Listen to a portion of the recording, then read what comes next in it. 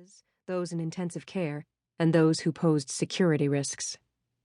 I liked the infirmary because of the strong lighting, which lent some vibrancy to my otherwise dreary confinement.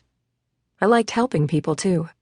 It reminded me that I was still human, that I still had a purpose. And I liked it because I didn't have to watch my back in here. I disliked everything else about it. The smell, for one.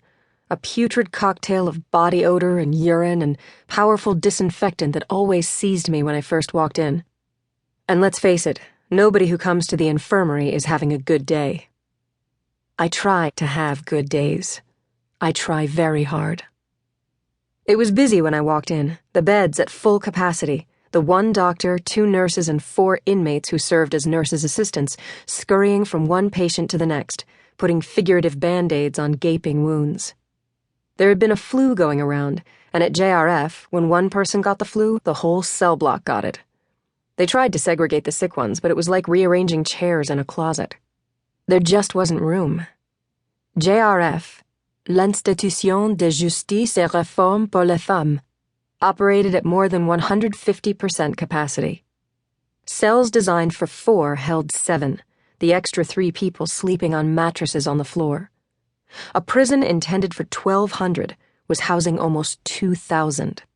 They were packing us in shoulder to shoulder and telling us to cover our mouths when we coughed. I saw Winnie at the far end, wrapping a bandage on an Arab woman's foot.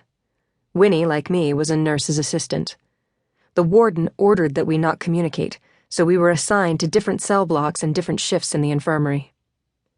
I felt a catch in my throat, as I did every time I saw her now.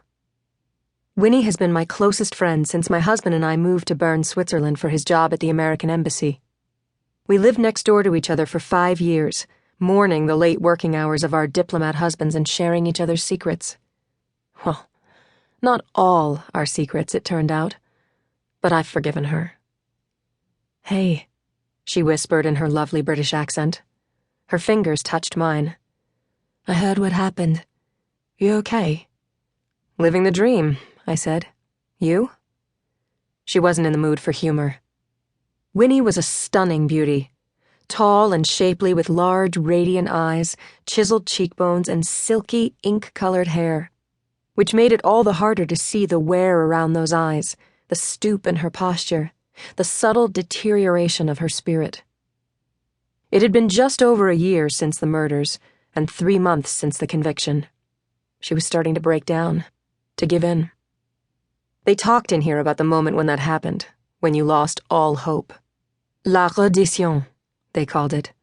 Surrender. I hadn't experienced it yet. I hoped I never would. "Movie night," she whispered. "I'll save you a seat. Love you." "Love you too. Get some rest." Our fingertips released. Her shift was over. About 90 minutes later, I heard the commotion as the hydraulic door buzzed open. I had my back turned to the entrance. I was helping a nurse dress a laceration on an inmate's ribcage when one of the nurses shouted, "Urgence!" Emergency. We had a lot of those. We had a suicide a week in JRF. Violence and sanitation-related illnesses had been on the upswing with the worsening overcrowding. It was impossible to work a 6-hour shift without hearing urgence called at least once. Still, I turned as guards and a nurse wheeled in an inmate on a gurney. Oh, God. No. I dropped the gauze pads I was holding. I started running before the realization had fully formed in my head. The shock of black hair hanging below the gurney. The look on the face of one of the nurses, who had turned back from the commotion to look at me, to see if it had registered with me who the new patient was. Everyone knew the 4 of us as a group, after all.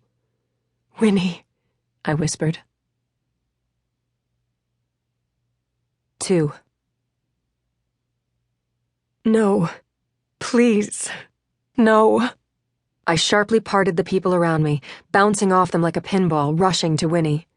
2 guards saw me coming and moved forward to restrain me as the doctor and 2 nurses hovered over Winnie, working feverishly. "Let me see her. Let me. Permettez-moi." All I could see between the 2 guards containing me was the back of a nurse and the lifeless body of my best friend. The doctor was speaking quickly, too quickly for me to understand.